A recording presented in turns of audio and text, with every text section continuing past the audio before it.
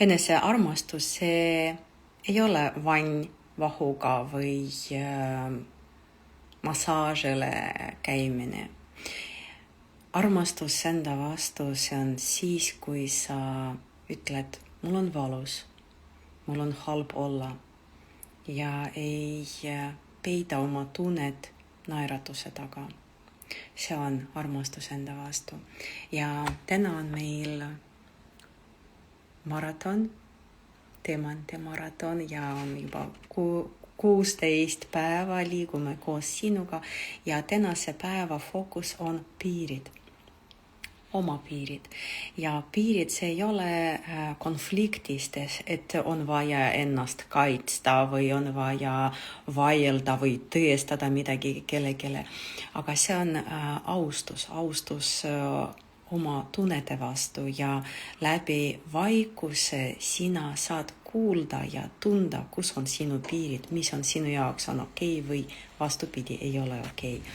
Ja piirid, see on enesearmastusest ja eneseteadmisest ja piirid tähendavad ei ja sa ei solvu. See, kui sa ütled, et see on mulle tähtis, see on mulle oluline ja sina ei karda seda välja ütlema.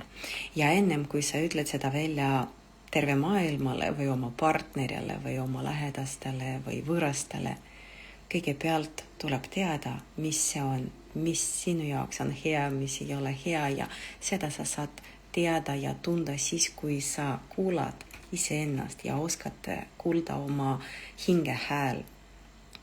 Ja kui sa oled vaikuses, siis sinu jaoks jääb kuidagi nagu selgemaks ja arusaadavamaks, mis on sinu jaoks tähtis, mis sinu jaoks on oluline, mis on sinu soovid, mitte see, et sa pead täitma kellegi teise eesmärgid või soove ja siis sa saad aru, kus sa enam ei ole nõustuda sellega, mis sinult oodatakse või nõuatakse.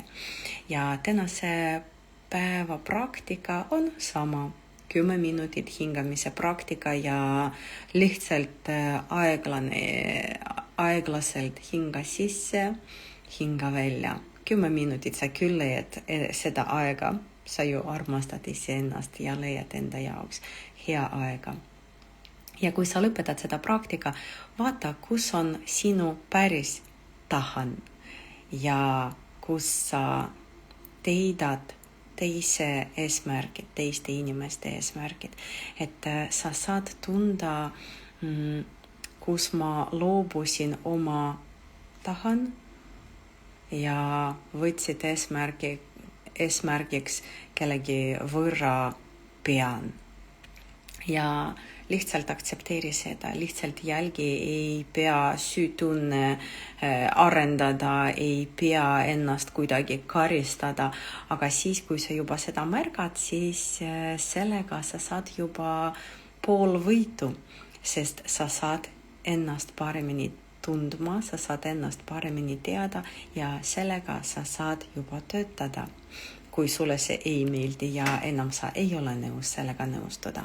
Ja päeva lõpus, kui sa teed päeva kokkuvõtte ja teed plaanid homseks, lihtsalt enda jaoks vaata, kus peidub sinu jõud, sinu sisemine jõud ja kus oli tänase päeva jooksul see hetk, kui sa ütlesid endale ei, aga tegelikult tahtsid teistmoodi. Ja lihtsalt nõustu sellega, ära karista ennast, aga sellega sa saad juba tööd teha läbi vaikuse. Head päeva sulle ja homme näeme!